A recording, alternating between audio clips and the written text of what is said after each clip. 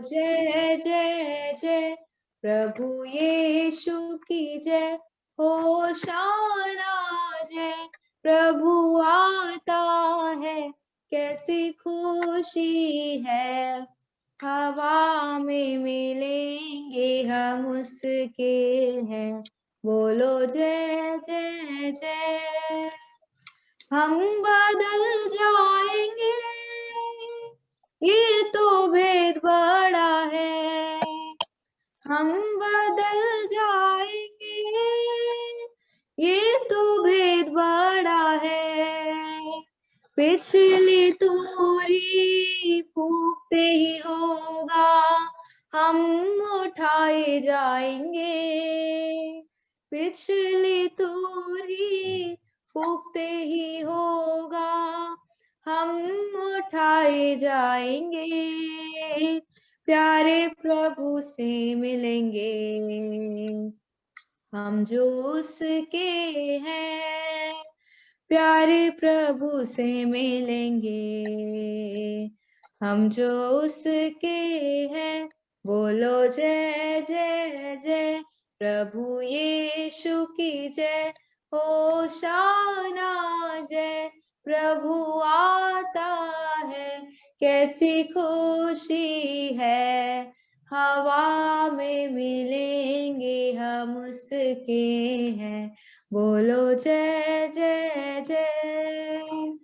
उसके समान होंगे हम जो संतान हैं, उसके समान होंगे हम जो संतान हैं, प्रभु के प्रगट होने से हम सब अविनाशी पहनेंगे, प्रभु के प्रगट होने से हम सब अविनाशी पहनेंगे, प्यारे प्रभु को पाएंगे, हम जो उसके हैं, प्यारे प्रभु को पाएंगे, हम जो उसके हैं, बोलो जय जय जय, प्रभु यीशु की जय, होशाना जय, प्रभु आता है, कैसी खुशी है, हवा में मिलेंगे हम उसके हैं, बोलो जय जय जय, प्रभु को देखेंगे, ये है आशा सारी, प्रभु को देखेंगे, ये है आशा सारी, आश मिटेगी, तृप्त हम होंगे, प्रभु में भर जाएंगे, आस मिटेगी, तृप्त हम होंगे, प्रभु में भर जाएंगे, प्यारे प्रभु को चखेंगे, हम जो उसके हैं, प्यारे प्रभु को चखेंगे, हम जो उसके हैं, बोलो जय जय जय, प्रभु यीशु की जय, होशाना जय, प्रभु आता है, कैसी खुशी है, हवा में मिलेंगे हम उसके हैं, बोलो जय जय जय, प्रभु के साथ रहेंगे, ये थी योजना उसकी, प्रभु के साथ रहेंगे, ये थी योजना उसकी, प्रभु का घर आनंद से भरेगा, महिमा हम पाएंगे, प्रभु का घर आनंद से भरेगा, महिमा हम पाएंगे, प्यारा प्रभु हमारा है, हम तो उसके हैं, प्यारा प्रभु हमारा है। हम तो उसके हैं, बोलो जय जय जय, प्रभु यीशु की जय, होशाना जय, प्रभु आता है, कैसी खुशी है, हवा में मिलेंगे हम उसके हैं, बोलो जय जय जय। अब मैं प्रभु के दास भाई जी के जॉनसन भाई से अनुरोध करूंगा कि जो परमेश्वर ने उनको संदेश दिया वो हमारे बीच में लेकर आए। बहन सरोज लाल बाइबल पढ़ने में हमारी सहायता करेगी। जी अंकल, जय मसीह की। जय मसीह।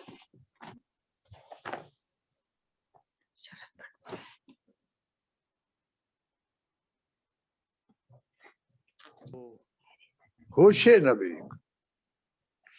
होशे नबी की पुस्तक निकालेंगे, उसका 6वां अध्याय 1 2 3 आए, 1 2 3। चलो हम यहोवा की ओर फिरें, क्योंकि उसी ने फाड़ा और वही चंगा भी करेगा, उसी ने मारा और वही हमारे घावों पर पट्टी बांधेगा। 2 दिन के बाद वह हमको जिलाएगा और तीसरे दिन वह हमको उठाकर खड़ा करेगा, तब हम उसके सम्मुख जीवित रहेंगे। आओ हम ज्ञान ढूंढें, वरन यहोवा का ज्ञान प्राप्त करने के लिए यत्न भी करें, क्योंकि यहोवा का प्रकट होना भोर का सा निश्चित है। वह वर्षा के समान हमारे ऊपर आएगा, वरन बरसात के अंत की वर्षा के समान, जिससे भूमि सिंचती है। हाँ, हमारे स्वर्गीय पिता, प्रेमी पिता परमेश्वर, प्रभु यीशु, आपके चरणों में हम लोग आए हैं और आत्मा में आपके पैरों में गिर के आपको दंडवत करते हैं। प्रेमी पिता परमेश्वर, बहुत धन्यवाद करते हैं, जीवन की यात्रा में हम लोगों को आप यहाँ तक पहुंचा दिए हैं। आज शाम का समय भी आपकी ओर से मिला है, प्रभु आशीष दीजिए। हम लोग आपकी आवाज सुनने के लिए आए हैं, हम लोग के लिए जो संदेश आपकी ओर से है, विनती करते हैं आपकी आत्मा के द्वारा दीजिए। हे प्रभु, विनती करते हैं विचार भी, शब्द भी आपकी ओर से दीजिए, और हम लोगों को सुनने के कान और समझने का मन दे दीजिए। जो प्रार्थना सुनिए, धन्यवाद कहन कीजिए परमेश्वर पिता प्रभु यीशु के नाम के द्वारा से, आमीन। प्रभु यीशु के दूसरे आगमन के बारे में मैं समझता हूँ सारी दुनिया में जहां जहां विश्वासी है, प्रभु के लोग हैं, वो इन दिनों में इसी तरफ ध्यान दे रहे हैं, इसकी चर्चा भी कर रहे हैं। क्यों? क्योंकि उसका टाइम भी, उसका समय भी आ गया। तो प्रभु यीशु के दूसरे आगमन के लगाव में जब हम लोग जानना मांगते हैं, तो हमको इस्राएल की तरफ देखना बड़ा जरूरी है। इस्राएल की तरफ देखना बहुत जरूरी है। तो हमने देखा कि हमारे परमेश्वर का की जो योजना शुरू से है, वो मलाकी तक की किताब में तो इस्राएल इस्राएल आया है, कलीसिया नहीं आया, पर कलीसिया के उदाहरण तो दिखते हैं। वो गुप्त था, बताया नहीं गया था, लेकिन बाद में कलीसिया के विषय में बताया गया। और इस्राएली बहुत इंपॉर्टेंट है।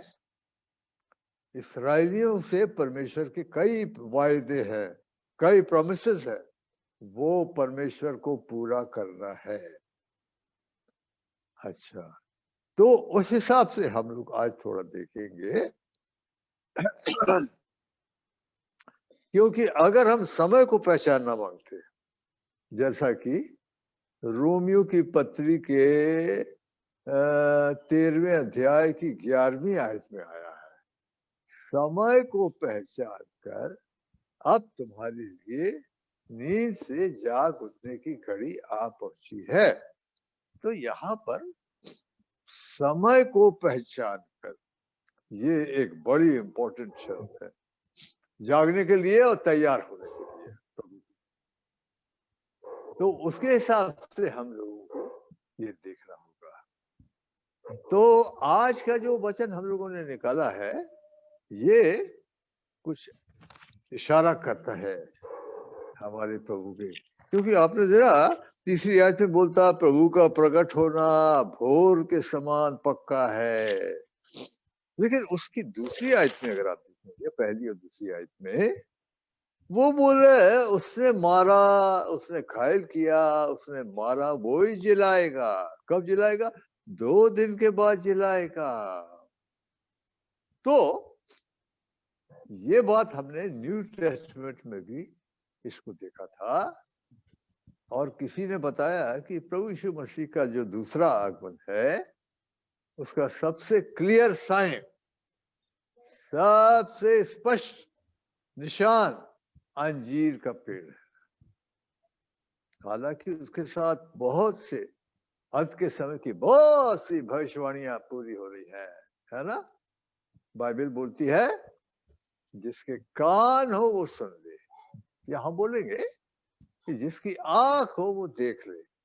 बहुत सी भविष्यवाणियां पूरी हो रही है, पर जैसा मैंने बताया कि सबसे मुख्य भविष्यवाणी समय को पहचानने के बारे में कि प्रभु यीशु के आने में कितनी देर रह गई, और वो अंजीर का पेड़ है। इसके बारे में मैं समझता हूं आप जरूर सुन चुके होंगे, और इसके बारे में परमेश्वर के दास लोग बहुत पहले से बोलते चले आ रहे हैं।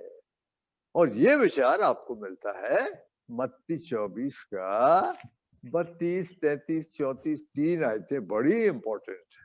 मत्ती 24 का 32, 33, 34 पढ़ेंगे। अंजीर के पेड़ से यह दृष्टांत सीखो, जब उसकी डाली कोमल हो जाती और पत्ते निकलने लगते हैं, तो तुम जान लेते हो कि ग्रीष्म काल निकट है।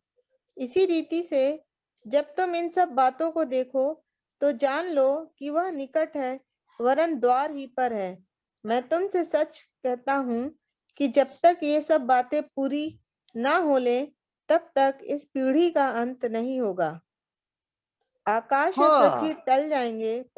हाँ, आकाश और पृथ्वी टल जाएंगे। तो यहाँ देखा कि अंजीर के पेड़ का नाम क्यों लिया? जब चेलों ने पूछा था प्रभु तेरे आने का चिन्ह बता, जो 24 की तीसरी आयत में आया है। पहले पूछा था ये बातें कब होंगी, ये जो आप बता रहे हैं पत्थर पे पत्थर नहीं रहेगा, मंदिर ढा दिया जाएगा।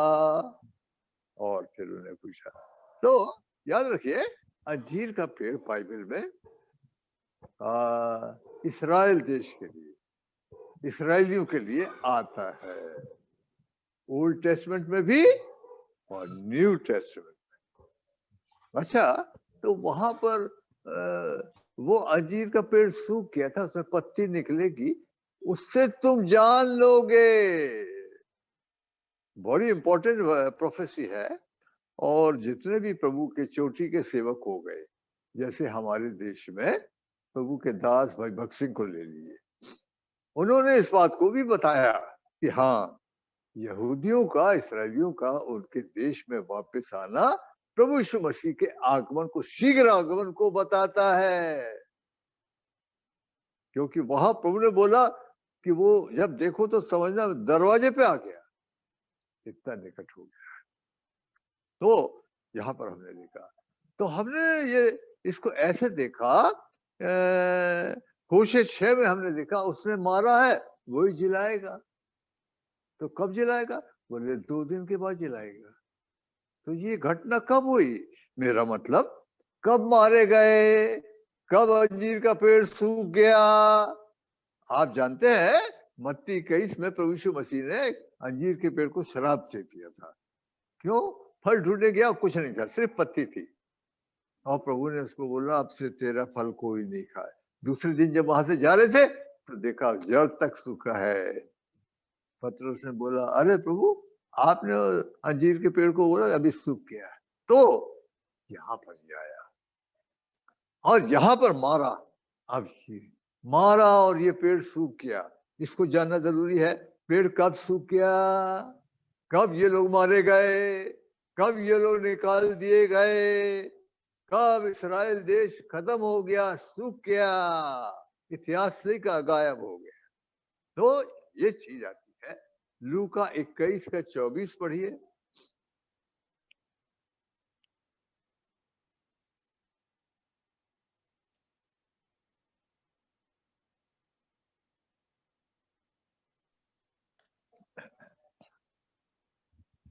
वे तलवार के कौर हो जाएंगे और सब देशों के लोगों में बंदी होकर पहुंचाए जाएंगे, और जब तक अन्य जातियों का समय पूरा ना हो तब तक यरूशलेम अन्य जातियों से रौंदा जाएगा। अच्छा, हम क्यों इसको बार बार रिपीट कर रहे हैं? आप बोलोगे ये तो हम सुन चुके। क्योंकि अगर हम इसको स्मरण नहीं रखते हैं ध्यान में, तो हमारा ढीला पड़ जाने का खतरा है,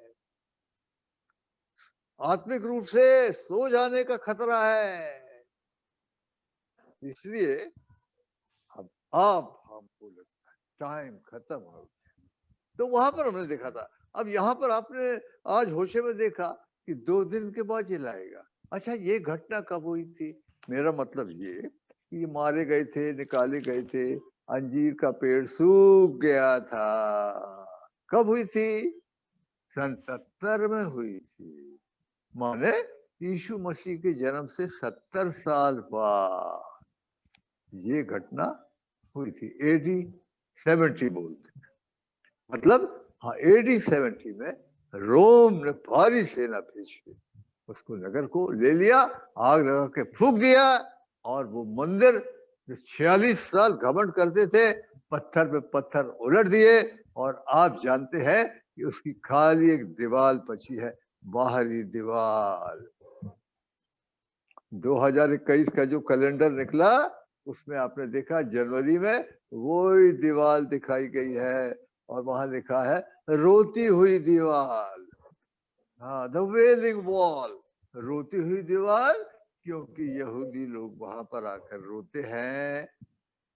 अब उनका मंदिर नहीं है, खाली एक बाहरी दीवार है। अपनी प्रार्थनाएं ओ चट्टानों की दरारों में घुसाते हैं और पत्थरों में अपनी नाक घिसते हैं, इसलिए उसको रोती हुई दीवार बोलते हैं, वेलिंग वॉल। ये चीज आती है। अभी देखिए, ये चीजें हम लोगों को बड़ा ध्यान देने का, क्यों? क्योंकि उससे प्रभु यीशु मसीह के आगमन लगा हुआ है। हाँ, तो यहाँ पर हमने देखा अंजीर के पेड़ में पत्ती निकली। कब निकली भाई?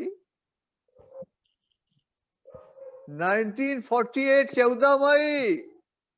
मेरा पॉइंट ये है, अगर हम इनको याद रखें ना, तो प्रभु के आने के लगाव में हम लोग जाग सकते हैं और तैयारी भी कर सकते हैं, है ना? तो कब पत्ती निकली? पत्ती निकली 1948, 14 मई 1948, 14 मई। क्या हुआ?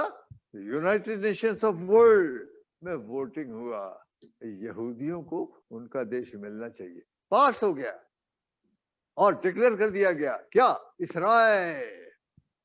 अरे अब अरबों से जो लड़ाई हो रही है सालों से, क्या हो रही? अरे ये इस्राएल नहीं है, ये फलस्तीन है, उनका कहना है अरबों का। ये कौन इनको ले आया यहाँ पे? है पिछले हजारों साल से हम लोग रह रहे हैं, ये फलस्तीन है। वो फलस्तीन नहीं है, वो इस्राएल है। इसलिए झगड़ा अभी तक चल रहा है। और आपको मालूम होना चाहिए कि 1948, 14 मई से जब से इस्राएल बना है, तब से करीब 9-10 लड़ाइयां हो चुकी अरबों से। अभी और भयंकर लड़ाइयां बाकी है। तो 2 दिन के बाद वो हमको चिल्लाएगा। अंजीर के पेड़ में पत्ती निकली 2000 साल करीब करीब हो गया। हाँ, 80-70 से लगा लीजिए, 80-70 से वो सूख गया था, ये लोग मारे गए थे, इस्राएल नाम का देश खत्म हो गया था। तो करीब 2000 साल के बाद फिर से दुनिया में इस्राएल खड़ा हो गया। क्यों? क्योंकि परमेश्वर की जो योजना है और जो प्रोमिसेस बाप दादों से किए, अब्राहम, इसाक, याकूब, इनसे जो जो प्रतिज्ञा किया सब पूरा करेगा प्रभु। और अब क्या हुआ? इस दरमियान माने 1970 के बाद से जब इस्राएल हटा दिया गया, क्यों? क्योंकि वो उसके चेलों को मारने लगे। पहला चांस तो उनको दिया गया था उद्धार पाने का, लेकिन वो विरोध करने लगे, चेलों को भी मारने लगे। इसलिए परमेश्वर ने उनको हटा दिया, बाईपास कर दिया और अपने चेलों को बोला, आप जाओ सड़कों में, चौराहों में जाओ, लोगों को बुला लाओ मेरे भोज में। मैं और आप बुलाए गए। हमारे बाप दादे तो मूर्ति पूजक थे, वहां से हम लोग लाए गए। तो अब वो कलीसिया बनाने का काम जब इस्राएल को हटा दिया, अब प्रभु ने बोला, I will build my church. मत्ती 16:18 में प्रभु यीशु ने बोला, I will build my church and the gates of hell shall not prevail against it. ये पीरियड आ गया कलीसिया का। पुराने नियम में इट इज हिडन, पुराने नियम में बिल्कुल उनको पता नहीं था, और शुरू में चेलों को भी समझ में नहीं आ रहा था, लेकिन बाद में धीरे धीरे, अरे नहीं, अन्य जातियों को भी वही दान दिया गया है, ऐसा पता लगा। तो कलीसिया बनने का भी पीरियड कितना हो गया? करीब 2000 साल हो गया। अच्छा, अब क्या बोला? अभी हमने होशे में पढ़ा कि 2 दिन के बाद जलाएगा। अब ये लोग लाए गए हैं, याद रखिए, एक बड़ा पावरफुल नेशन खड़ा हो गया। उसके बारे में प्रोफेसीज तो बहुत है। क्या? अगर आप पढ़ेंगे, वो सब उजाड़ पड़ा था, उजाड़ पड़ा था, खंडर पड़े थे। लेकिन फिर जब 1948 में आए, उन्होंने जोता बोया बनाया, नगर के नगर, नए नगर खड़े कर दिए।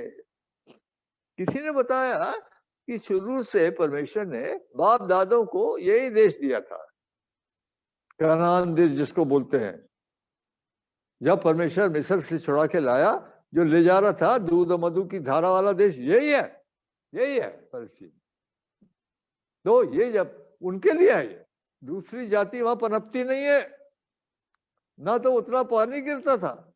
लेकिन जब से इसराइली वहां पर आए हैं, वो जमीन जो है वो ऐसे फर्टाइल लैंड हुआ। किसी ने बोला, अभी आप इसराइल जाके देखो ना, तो आपको ऐसा लगेगा जैसे बगीचा, हरा भरा बगीचा है।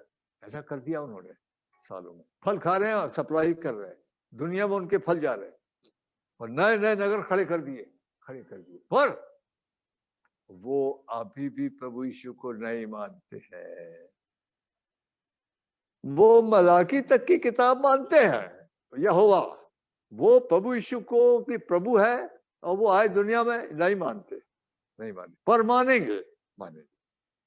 तो 2 दिन के बाद जलाएगा। वो खड़े तो हो गए, पर उनमें आत्मा नहीं है। ये बात समझ जाना चाहिए, क्योंकि हम लोग जब प्रभु यीशु मसीह के दूसरे आगमन के बारे में बात कर रहे हैं, तो ये जानना बड़ा जरूरी है। क्यों? अब कलीसिया का पीरियड तो जहां तक मैं समझता हूं कि प्रभु की योजना के हिसाब से खत्म। चर्च बिल्डिंग, चर्च कलीसिया बनाऊंगा, वो काम करीब खत्म हो चुका है। अब टाइम आया इस्राएल का और अन्य जातियों का। आपको मालूम है, 1 कुरिन्थी 10:32 के हिसाब से पूरी दुनिया को हम 3 भागों में बांट सकते हैं। काय में? हम कलीसिया, इस्राएल और हेदन, जेंटाइल्स, यूनानी या अन्य जाति में बांट सकते हैं। ये चीज आती है। तो टाइम तो आ गया, 2 दिन तो ये भी गुजर गया, 2000 साल हो गया। वो तो 2 दिन के बाद जलाएगा, और प्रभु का आना लगा, उससे बोलता प्रभु का आना लगा हुआ है, एश्योर, भोर के समान पक्का है, टाइम तो आ गया। अब सवाल ये उठता है, इतना तो हम लोग को पता लग गया, लेकिन प्रभु ने दिन और घंटा छुपा रखा है। अच्छा भी है, दिनों घंटा हमको नहीं बताया गया, तो क्या करने का है? हमको जागने का है और तैयार होने का है। अच्छा, जब बार बार ये बोला जाता है तैयार, बोलता है दुल्हन ने तैयार, कहा? प्रकाशित 19 का 7 पढ़ेंगे, प्रकाशित 19 की 7वीं आयत। आओ हम आनंदित और मगन हों और उसकी स्तुति करें, क्योंकि मेमने का विवाह आ पहुंचा है और उसकी दुल्हन ने अपने आप को तैयार कर लिया है। अच्छा, तैयारी में 8वीं आयत पढ़े। उसको शुद्ध और चमकदार महीन मलमल पहनने का अधिकार दिया गया, क्योंकि उस महीन मलमल का अर्थ पवित्र लोगों के धर्म के काम है। और याद रखिए, जब ये बात बोली जाती है तैयार, कलीसिया तैयार, प्रभु के लोग तैयार हो, बी रेडी, हमारे प्रभु ने भी बोला मत्ती 24 और मत्ती 25 में, तैयार हो, जागो, प्रार्थना करो, तैयार हो। तो तैयारी में एक सबसे मुख्य बात होलीनेस, पवित्रता का सवाल आता है। पहला थिस्सलुनी 5 का 23 पढ़िए, पहला थिस्सलुनी 5 का 23। शांति का परमेश्वर आप ही तुम्हें पूरी रीति से पवित्र करे और तुम्हारी आत्मा और प्राण और देह हमारे प्रभु यीशु मसीह के आने तक पूरे पूरे और निर्दोष सुरक्षित रहे। हाँ, प्रभु यीशु मसीह के आने के लिए क्या क्या? Spirit, soul and body. आदमी 3 भागों में बटा है या बना है, आत्मा, प्राण और देह, तीनों में पवित्रता चाहिए। और बाइबल बोलती है बिना पवित्रता के कोई प्रभु को कदापि नहीं देख सकता। बड़ा इंपॉर्टेंट है। कहा? इब्रानी 12 का 14 पढ़िए, इब्रानी 12 का 14। सबसे मेल मिलाप रखो और उस पवित्रता के खोजी हो जिसके बिना कोई प्रभु को कदापि न देखेगा। हाँ, तैयारी के लगाओ में और बातें हैं, लेकिन ये बड़ी इंपॉर्टेंट बात है। क्या? मुझे आत्मा में, प्राण में, शरीर में प्रभु के सामने खड़े होने के लिए, आने के लिए पवित्र होना चाहिए। अब बाइबल बोलती है वहां पर कोई झूठ बोलने वाला और ऐसा कोई के अशुद्ध आदमी कभी घुस ही नहीं सकता वहां पे। प्रकाशित वाक्य 21 का 27 पढ़े, प्रकाशित 21 की 27वीं आयत। परंतु उसमें कोई अपवित्र वस्तु या घृणित काम करने वाला या झूठ का गढ़ने वाला किसी रीति से प्रवेश न करेगा, पर केवल वे लोग जिनके नाम मेमने के जीवन की पुस्तक में लिखे हैं। हाँ, ये कहाँ प्रवेश नहीं करेगा? अब मैं सोचता रॉयल सिटी है, रैप्चर से जुड़ा हुआ है, वहां प्रवेश नहीं करेगा। क्योंकि हम लोग की जो कॉलिंग है, यानी विश्वासियों की जो कॉलिंग है, वो तो हेवनली जेरूशलेम की कॉलिंग है। आप देखिए इब्रानियों की पत्री का 12वां अध्याय निकालिए, इब्रानियों की पत्री का 12वां अध्याय आप निकालिए, उसमें आप देखेंगे 22वीं आयत पढ़िए।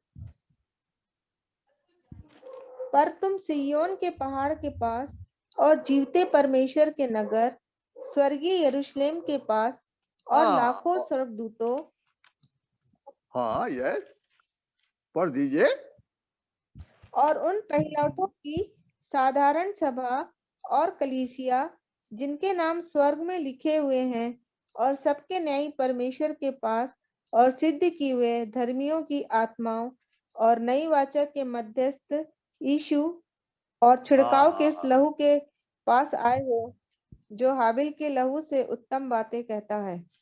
अभी हम सबके ऊपर तो नहीं हम लोग ध्यान कर सकते हैं, क्योंकि काफी मेडिटेट करना पड़ेगा और प्रभु से प्रार्थना करना पड़ेगा। लेकिन एक बात है कि स्वर्गीय यरूशलेम और प्रकाशित वाक्य 21 का 37 जब पढ़ा, कोई भी झूठ बोलने वाला, कोई घृणित काम करने वाला, जिसके जीवन में पाप है, अशुद्धता है, वो उसमें प्रवेश नहीं करेगा। कहा? दैट रॉयल सिटी, वो राजा का नगर है। मत्ती 5 के 35 में बोलता है वो राजा का नगर है, रॉयल सिटी है, उधर नहीं जाएगा, याद रखिए। तो ये बड़ी इंपॉर्टेंट चीज है। अब अगर हम बोले कि तैयार हो, पवित्रता की जरूरत है, तो पवित्रता की जरूरत है। हाँ, आत्मा और प्राण और शरीर। देखिए, आत्मा के पाप अलग होते हैं, शरीर के पाप अलग, प्राण के पाप अलग होते हैं। प्राण जो है हिंदी में हम लोग बोलते हैं इसको सोल बोलते हैं, है ना। सोल में क्या क्या चीज है? सोल में बुद्धि है, और सोल में इमोशंस है, और सोल में इच्छा शक्ति है, दैट इज कॉल्ड सोल, है ना। और शरीर तो आप जानते हैं हड्डी मांस और खून से बना हुआ है ना। आत्मा में क्या? आत्मा में विवेक है, आत्मा में वर्शिप है, आत्मा में परमेश्वर के लिए विचार आते हैं। तो अब सवाल आता है कि पवित्रता कैसे आएगी? अच्छा, पहली बार हम लोग प्रभु यीशु के पास आए थे, हमारा विवेक हम लोग को पापी पापी बोलता था, है ना, और हम लोगों को कंडम करता था। शैतान भी बोलता था तू पापी है, परमेश्वर ने भी बताया हाँ तुम पापी हो। तो हमने कन्फेस किया और प्रभु यीशु मसीह को हमने अपना प्रभु और मुक्तिदाता करके जाना। भिन्न भिन्न तरीके होते हैं, आपने कैसे जाना वो अलग है, मैंने कैसे जाना वो अलग है, पर जाना। और ये काम किसने किया? ये काम प्रभु ने किया, क्योंकि जब तक प्रभु की ओर से नहीं हो कोई प्रभु यीशु को नहीं जान सकता। वो बाइबल कॉलेज को पढ़ के आ जाए या वो बाहर से जाके डॉक्टर ऑफ डिविनिटी की डिग्री लेके आ जाए तो भी नहीं जान सकता। क्यों? जब तक परमेश्वर की ओर से ना बताया जाए। और ये बात परमेश्वर टूटे मन वाले पापियों को बताते हैं। जो अपने पापों के बारे में खेदित नहीं है उसको क्या बताएंगे? आप देखिए, ये काम परमेश्वर का है, मेरे और आपके जीवन में हुआ। शायद इसीलिए हम लोग अपने आप को प्रभु के बच्चे बोलते हैं, ये एश्योरेंस हमारे अंदर आ गया। आप देखिए 2 कुरिन्थी 4:6 पढ़िए।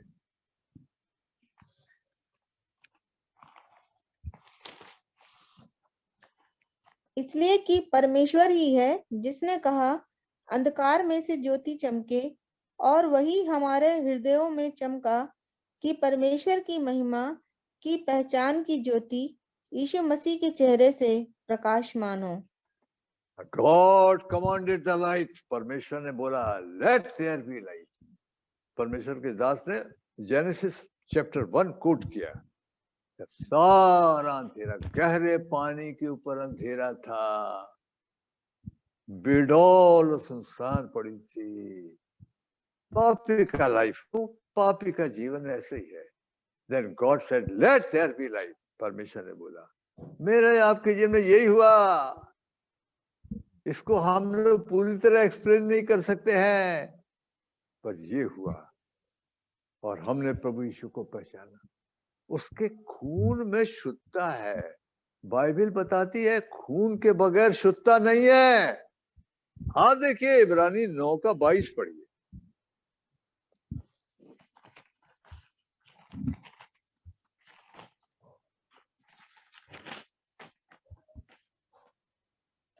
सच तो यह है कि व्यवस्था के अनुसार प्रायः सब वस्तुएं लहू के द्वारा शुद्ध की जाती हैं, और बिना लहू बहाए पापों की क्षमा नहीं।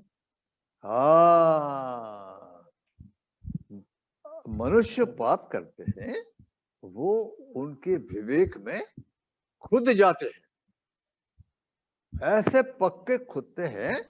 आपने सुना होगा पत्थर की लकीर नहीं, हीरे की नोक से खुदते हैं।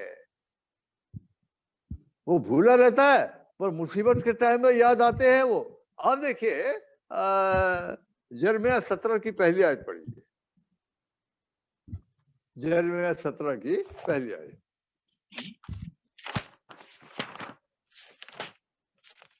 यहूदा का पाप लोहे की टांकी और हीरे की नोक से लिखा हुआ है। वह उनके हृदय रूपी पटिया और उनकी वेदियों के सींगों पर भी खुदा हुआ है।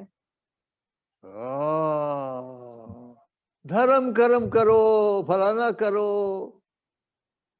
भले काम करो, अरे कुछ भी नहीं होगा। वो खुदा हुआ है। और क्या होता है कि इसीलिए आदमी को शैतान यहाँ घूम लो वहां घूम लो, उसको चलता फिरता रखो, नहीं तो बैठ के सोचने लगेगा। मेरा पॉइंट ये है ना। तो इसलिए ऐसे समय आने नहीं देता है। आदमी को चलते फिरते रखो। तो यहाँ पर हमने देखा, लेकिन परमेश्वर भी अपना काम करते। परमेश्वर लोगों को उनके पाप याद दिलाने के लिए क्या क्या करते हैं। आप एक उदाहरण देखिए क्या करते हैं। पहला राजा का 17वां अध्याय निकालिए। पहला राजा का 17वां अध्याय निकालिए। परमेश्वर की तरफ से भी कुछ होता है। और 18वीं आयत पढ़िए। तब वह एलिय्याह से कहने लगी, हे परमेश्वर के जन, मेरा तुझसे क्या काम? क्या तू इसलिए मेरे यहाँ आया है कि मेरे बेटे की मृत्यु का कारण हो और मेरे पाप का स्मरण दिलाए? आपने देखा उस स्त्री को उसका कोई पर्टिकुलर सिन कब याद आया? जब लड़का मर गया। हम बोलेंगे बड़ा धन्यवाद हो प्रभु का। रोग, बीमारी, मुसीबतें, तंगी, कठिनाइयां काय के लिए? याद दिलाने के लिए, नहीं तो मर जाएगा। बिना याद किए अपने पापों को मर जाएगा। इसलिए बड़े बड़े एक्सीडेंट्स भी होते हैं और ऐसे ऐसे रोग आते हैं। अब देखिए अय्यूब का 36वां अध्याय निकालिए। अय्यूब का और वहां पर आप पढ़ेंगे कि परमेश्वर क्या क्या करते हैं। माफ करिए, अय्यूब का चैप्टर 33 19 से पढ़िए, 19 से 21 तक। मनुष्य की ताड़ना भी होती है कि वो अपने बिछौने पर पड़ा पड़ा तड़पता है और उसकी हड्डी हड्डी में लगातार झगड़ा होता है, यहाँ तक कि उसका प्राण रोटी से और उसका मन स्वादिष्ट भोजन से घृणा करने लगता है। उसका मांस ऐसा सूख जाता है कि दिखाई नहीं देता और उसकी हड्डियां जो पहले दिखाई नहीं देती थी निकल आती हैं। ऐसे ऐसे काम क्यों करते? क्या क्या? आप उसका 29 और 30 पढ़िए, 29 और 30। देख, ऐसे ऐसे सब काम परमेश्वर मनुष्य के साथ 2 बार क्या वरन 3 बार भी करता है, जिससे उसको कब्र से बचाए और वह जीवन लोक के उजियाले का प्रकाश पाए। आपने देखा आदमी कितना कीमती है। बाइबल में बताया तराजू में सारी दुनिया को एक तरफ रख दो और एक आदमी को एक तरफ रख दो, वो बड़ा कीमती है। इसलिए परमेश्वर ऐसे ऐसे काम करता है उनको बचाने के लिए, उनको जीवन देने के लिए। तो पॉइंट आया, जब प्रभु यीशु मसीह के आने पे पवित्रता चाहिए, कहां से मिलेगी? खून के द्वारा मिलेगी। हाँ, खून क्या करेगा? खून सारे पापों को शुद्ध कर देगा। कैसा शुद्ध करेगा? अरे हिमकी नहीं कर देगा। चाहे पाप लाही रंग के भी हो। सेकंड कमिंग का संदेश किसके लिए है तो सबके लिए, पर जो विश्वास ले आए हैं, जो प्रभु को ग्रहण किए हैं। इब्रानी 9 को 14 पढ़िए।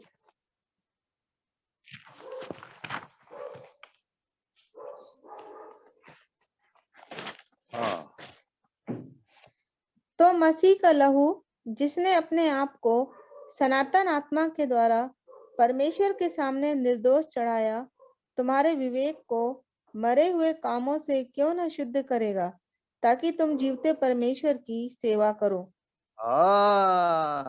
ये लोग सेवा करते हैं। सर्जिकल कॉलेज से सेवा नहीं होती है। और चेरों के जमाने में कोई कॉलेज था क्या? जो अपने पापों से छूट गए प्रभु यीशु के खून के द्वारा से विश्वास लाके, वो सेवक बन गए। तुम्हारे विवेक को मरे हुए कामों से शुद्ध कर दे। और बोलता है यीशु का लहू हमें सब पापों से शुद्ध करता है। अब ये आपके जीवन में, मेरे जीवन में हुआ, काफी समय हो गया हो सकता है तो, लेकिन क्या हम लोग एक ही बार में शुद्ध हो गए? क्या उसके बाद से हम लोग के जीवन में कोई पाप अशुद्धता नहीं हुई? ऐसा नहीं है। इसलिए बाइबल बताती है हमको विवेक को शुद्ध रखने के लिए और भी जरूरत पड़ती है। कैसे? इब्रानियों की पत्री 10:22 पढ़ी।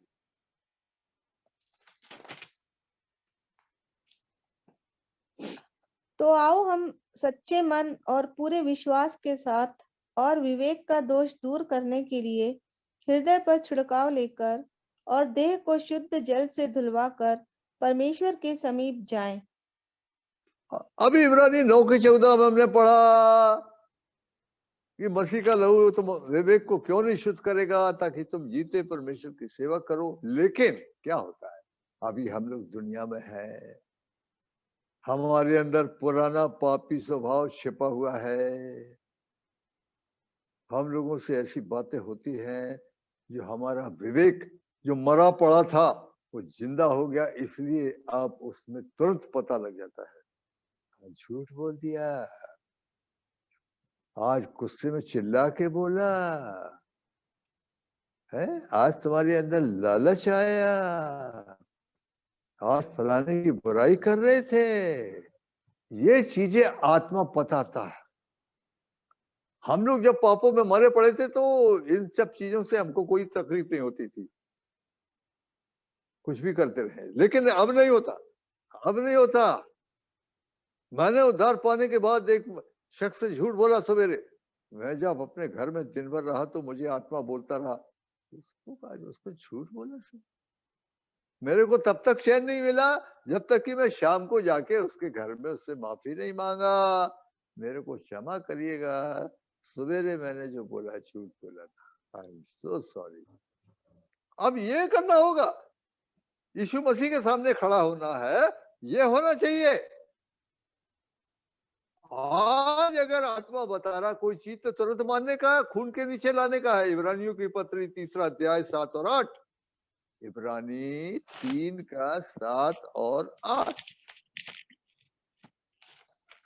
अतः जैसा पवित्र आत्मा कहता है, यदि आज तुम उसका शब्द सुनो तो अपने मन को कठोर ना करो, जैसा कि क्रोध दिलाने के समय और परीक्षा के दिन जंगल में किया था। क्या होगा मैं बताऊंगा। अगर आपने ऐसा कुछ किया, शरीर में होके क्रोध किया, चिल्लाया, कुछ ऐसा बोला नहीं बोलना था, झूठ बोला, और आत्मा ने आपको याद दिलाया, बताया, पर आपने क्षमा नहीं मांगा, आपने कन्फेस नहीं किया, क्या हुआ? वो धब्बा ज्यों का त्यों बना है, वो आपको रैप्चर में जाने से रोक देगा।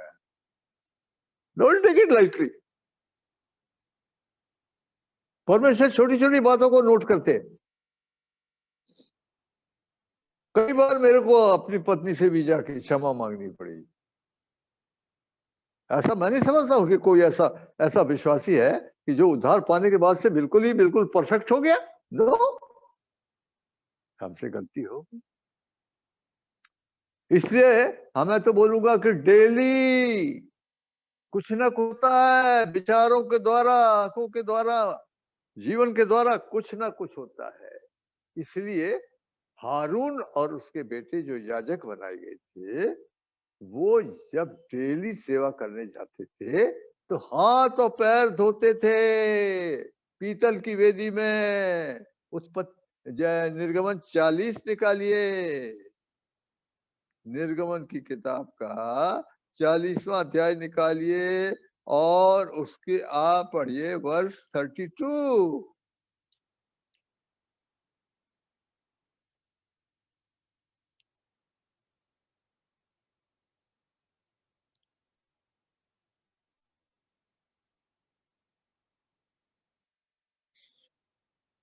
चालीस का 32।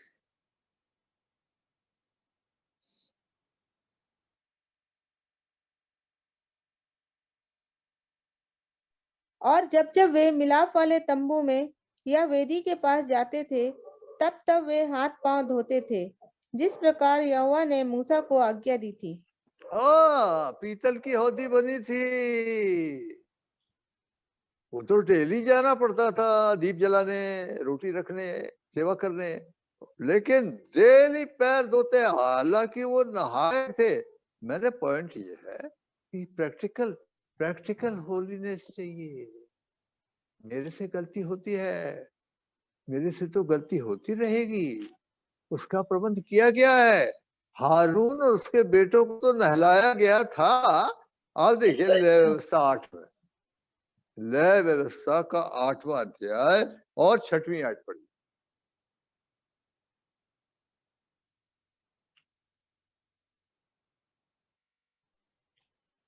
फिर मूसा ने हारून और उसके पुत्रों को समीप ले जाकर जल से नहलाया। हाँ, हमारे प्रभु यीशु मसीह ने बताया कि जो नहा चुका है उसको नहाने की जरूरत नहीं है, पर उसको पैर धोने की जरूरत है। डेली हम लोग से कुछ ना कुछ होता है।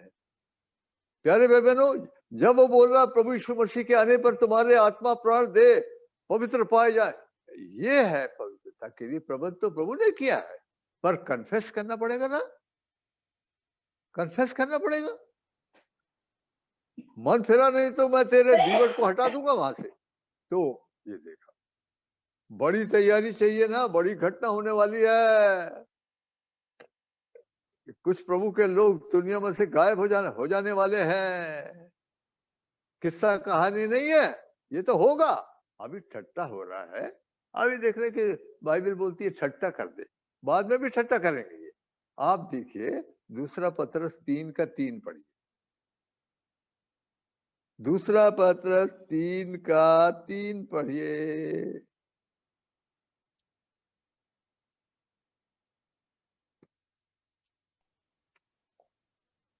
पहले ये जान लो कि अंतिम दिनों में हंसी ठट्टा करने वाले आएंगे, जो अपनी ही अभिलाषाओं के अनुसार चलेंगे। एक तो ठट्टा ये अभी हो रहा है, अरे इतने साल हो गए यहाँ प्रभु के लोग कब से बोल रहे हैं, यहाँ प्रभु नहीं आए, और भी ठट्टा करते होंगे। पर मेरे ख्याल से रैप्चर के बाद भी कुछ ठट्टा होगा। कहाँ है? आप दूसरा राजा निकालिए, दूसरा राजा का दूसरा अध्याय, दूसरा राजा दूसरा अध्याय 23वीं आयत वर्ष 23। वहां से वह बेतेल को चला और मार्ग की चढ़ाई में चल रहा था कि नगर से छोटे लड़के निकलकर उसका ठट्टा करके कहने लगे, हे चंदुए चढ़ जा, हे चंदुए चढ़ जा। क्या है ये होता है छोटे लड़के। बाइबल का जो बार्कले वर्जन है, बार्कले अनुवाद, उसमें जब मैं पढ़ रहा था बोले नहीं देवर यूथ, वो तो जवान थे। अच्छा वो क्या बोल रहे थे? अरे चंदुए चढ़ जा, मतलब क्योंकि एलिशा ने बताया कि भाई मैंने एलिया को बवंडर में ऊपर चढ़ते देखा, तो वो बोल रहे थे, हंस रहे थे, अरे दे वर मॉकिंग रैप्चर, अरे चंदुए तू भी चढ़ जा। That is the point. हो सकता है इस प्रकार का मजाक होगा, लेकिन प्रभु तो हिला देगा, प्रभु हिला देगा। दुनिया में अभी जो चीजें हो रही हैं, दिस इज ओनली बिगिनिंग। ये केवल थोड़ा थोड़ा सा शेकिंग है, शेकिंग और ज्यादा होगी। अभी प्रभु अपने लोगों के लिए रुके हैं। तो मेरा पॉइंट ये था कि पवित्रता चाहिए, है ना। काय की आत्मा की पवित्रता चाहिए, प्राण की पवित्रता चाहिए, शरीर की पवित्रता चाहिए। इसके बारे में आप देखेंगे, है ना? जलन है, डाह है, घमंड है, ये सब आत्मा की निंदा आते हैं। शरीर का अभिलाष है, आंख का अभिलाष है, शरीर का अभिलाष है, ये सब अभिलाष शरीर के पाप आते हैं, प्राण के पाप आते हैं। शरीर में फैशनबाजी है, क्या क्या फैशन करते, कई प्रभु के लोगों को भी देखा। पहले मैं देखता था कि ये जो बहनें लोग नखून रंगती है वो लाल लाल रंग से रखती है। अभी मैं देख रहा हूँ, अरे भैया वो कई रंग हो गए, वो तो रंग रंग के अभिलाष हो गए। अब निकालिया तीतुस की पत्री, टाइटस की पत्री निकालिए और उसका मैं बता रहा हूं आपको, रंग रंग के अभिलाष, 3रा अध्याय और 3री आयत। क्योंकि हम भी पहले निर्बुद्धि और आज्ञा ना मानने वाले और भ्रम में पड़े हुए और विभिन्न प्रकार की अभिलाषाओं और सुख विलास के दासत्व में थे और बैर भाव और डाह करने में जीवन व्यतीत करते थे और घृणित थे और एक दूसरे से बैर रखते थे। रंग रंग के अभिलाष, ये हो रहा। कईयों को मैंने देखा, विश्वासियों की बात कर रहा हूं मैं, पापी जो बेचारे क्या कर रहे हैं छोड़ो उनको, वो तो अभी उद्धार नहीं पाए, लेकिन विश्वासियों में कितना फैशन हो रहा है। हाँ, इस प्रकार के लोग प्रभु के सामने खड़े होंगे, मैं नहीं समझता हूँ।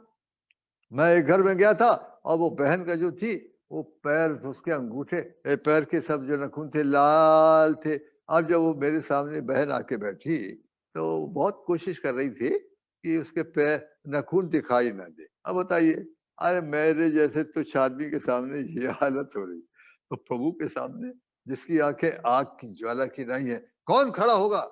बाइबल में पूछा है, कौन खड़ा होगा? है हिम्मत आंख में लाने की? आंख में लाने की हिम्मत है? ऐसा जीवन चाहिए, प्रैक्टिकल होलीनेस चाहिए। आगे तो हम लोग नहीं जाएंगे क्योंकि टाइम हो गया। खून तो हमको दिया, अब हमको पवित्र बनाने और रखने के लिए आत्मा दिया, पवित्र आत्मा दिया है। अब कईयों को पता नहीं तो मैं क्या करूं? बाइबल में प्रभु ने बोला, प्रभु के दास ने बोला, अरे तुमने को नहीं मालूम क्या हुआ? अरे तुम्हारी देह पवित्र आत्मा का मंदिर है। 1 कुरिन्थी 3:16 में बोला, 1 कुरिन्थी 6:19 में बोला। तो आत्मा क्या करेगा? आत्मा पवित्र बनाएगा। अगर आप सुने और आत्मा के चलाए चले, अब उसको पवित्रता का आत्मा बोला गया ना।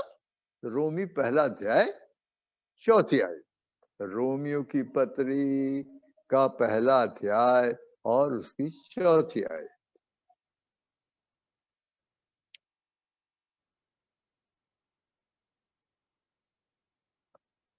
और पवित्रता की आत्मा के भाव से मरे हुओं में से जी उठने के कारण सामर्थ्य के साथ परमेश्वर का पुत्र ठहरा है। हाँ, पवित्रता की आत्मा काय के लिए आया? यीशु मसीह के समान पवित्र बनाने के लिए। अरे इतना स्टैंडर्ड, हाँ उतना ही स्टैंडर्ड चाहिए। रोमियो की पत्री 15वां अध्याय 16वीं आयत पढ़िए।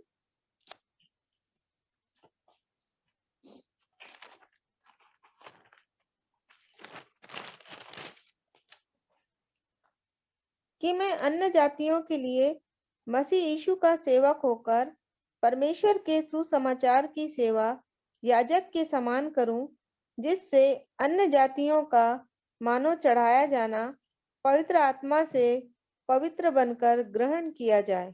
हाँ, ये आत्मा का काम रात दिन, जब तक हम लोग पार नहीं हो जाते। इसलिए प्रभु का आत्मा आया हमको चलाने, बशर्ते कि हम आत्मा को शोकित नहीं करें, जो इफिसी 4:30 में आया है। क्रोध करने के द्वारा, झूठ बोलने के द्वारा, ठट्ठा मजाक करने के द्वारा, दूसरों की निंदा बुराई करने के द्वारा क्या करते? आत्मा को शोकित करते हैं। हाँ, आत्मा को बुझाओ नहीं। क्या मतलब? अरे आत्मा प्रार्थना करने के लिए बोला तो जाके मोबाइल लेके इंटरनेट लेके बैठ गए। सुनते नहीं है, आत्मा की नहीं सुनते तो ये पवित्रता का काम कैसे होगा? और आत्मा आया है हमको चेंज कर, कैसा बनाना? यीशु मसीह के टाइप चाहिए। दूसरा कुरिन्थी 3:18।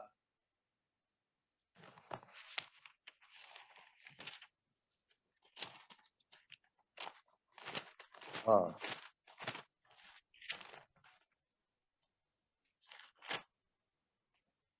परंतु जब हम सबके उघाड़े चेहरे से प्रभु का प्रताप इस प्रकार प्रकट होता है, जिस प्रकार दर्पण में, तो प्रभु के द्वारा जो आत्मा है, हम उसी तेजस्वी रूप में अंश अंश करके बदलते जाते हैं। देखो भाई, जब प्रभु यीशु ने आदमी बनाया तो ये बोल के बनाया था ना, कैसा चाहिए? Let us make man in our own image. आओ हम आदमी को अपने समान बनाए। अगर प्रभु यीशु मसीह को फेलोशिप चाहिए, संगति चाहिए, किसके साथ संगति करेगा? अपने टाइप के लोगों के साथ करेगा ना।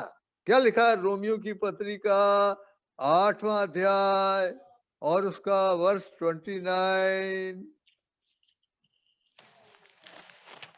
रोमी 8:29। क्योंकि जिन्हें उसने पहले से जान लिया है, उन्हें पहले से ठहराया भी है कि उसके पुत्र के स्वरूप में हों, ताकि वह बहुत भाइयों में पहलौठा ठहरे। ऐसा लगना चाहिए ना। जब वो खड़े हैं प्रभु यीशु के साथ तो कैसा लगता है? अरे भाई लोग खड़े हैं। कैसा हमारे प्रभु का नाप देखिए, कितना ऊंचा नाप है। बहुत से बेटों को ले जाना मांगता, पुत्र बना के। इब्रानियों की पत्री 2 अध्याय 10वीं आए।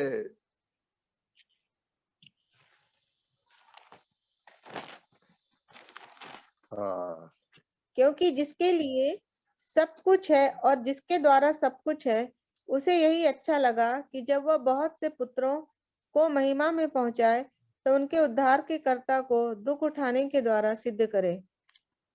हाँ, ये विचार है हम लोग को महिमा में ले जाना, पुत्र टाइप के। देखिए, हम उसकी बात कर रहे हैं, हम खाली सेल्वेशन की बात नहीं करते। अनंत जीवन तो बांट रहा है। जो विश्वास करे नाश ना हो, अनंत जीवन पाए। अनंत जीवन तो मिलेगा। हम तो रैप्चर की बात कर रहे हैं और रैप्चर से जुड़ा हुआ महिमा है और राज है, वो चीज आती है। और कौन खड़ा होगा बोलता है जब प्रभु आएगा। इसलिए खतरा ऐसा है तो लगता है बहुत से जो प्रभु ढीले ढाले हैं या दुचित्ते हैं, आधा इधर आधा उधर, या अशुद्धता है, या तो आत्मा की अशुद्धता है, या प्राण की है, या शरीर की है, एक छूट जाने का खतरा है। हालांकि वो आएंगे पर क्लेश में से होके आएंगे। तो बड़ा इस प्रकार की तैयारी चाहिए है। प्यारे भाई बहनों, प्रभु चाहेगा तो मौका मिलेगा तो हम लोग आगे इसके बारे में और भी देखेंगे, साइंस भी देखेंगे, दुनिया में क्या हो रहा है और किस प्रकार से हमको रेडी होना है। तो प्रभु अपने वचन पर आशीष दी। मैं अनुरोध करूंगा प्रभु के दास भाई जी.के. जॉनसन भाई हमारे लिए प्रार्थना करें और अंतिम आशीष भी वो दें।